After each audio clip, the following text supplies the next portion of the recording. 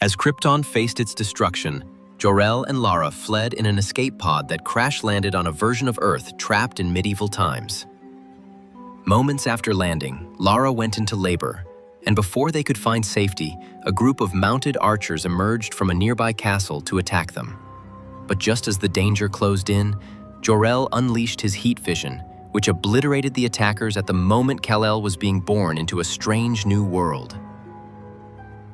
Elsewhere, in the Kingdom of Storms, a peasant named Constantine experienced a prophetic vision of demons overtaking the land, while King Jefferson ordered the prophecy to be recorded.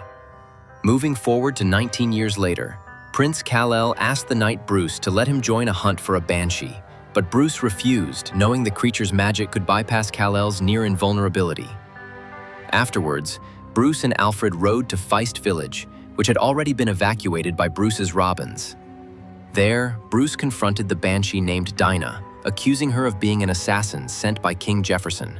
However, Dinah denied the charge and unleashed a devastating scream that tore their surroundings to pieces. After the commotion, she was shocked to see that Bruce had withstood the attack. But eager to finish him off, she attempted to let out another scream and was stopped when Kal-El flew in to silence her. And during their confrontation, he observed that she looks like a scared girl rather than a monster. Nevertheless, with Dinah now restrained, Bruce seized the opportunity and knocked her out with the hilt of his sword.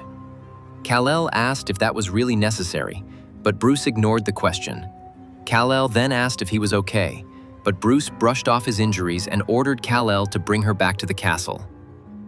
Back at the castle, Bruce was greeted and tormented by the court jester Harley Quinn, who only stopped when Kal-El ordered her to. Now in the throne room, they stood before Jor-El and Lara, the reigning king and queen of the land. Jor-El questioned Bruce about bringing Kal-El with him. Bruce initially tried to cover for Kal-El, but Kal-El admitted he had come on his own, saying he was unwilling to let ordinary men risk their lives for his family when he was nearly invincible. Hearing Kal-El's response, Jor-El inquired about the banshee, whether it was truly coming for them.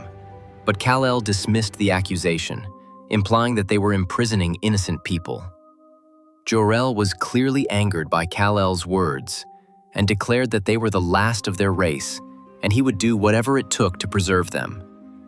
Bruce then proceeded to kneel and reaffirm his loyalty to the king and queen, but Lara made him stand, reminding him that he was the son of the late King Thomas and Queen Martha, who had been Jor-El and Lara's closest friends. Therefore, he should consider the castle his home as well. Jor-El then added that if he had his way, Bruce would be sitting on the throne instead of them. But despite having a rightful claim by blood, Bruce had turned it down, believing that the people would never accept a bastard king. With this, Kal-El and Bruce began arguing over Bruce's refusal to claim the crown, but Jor-El ordered them to stop and told Bruce to walk with him.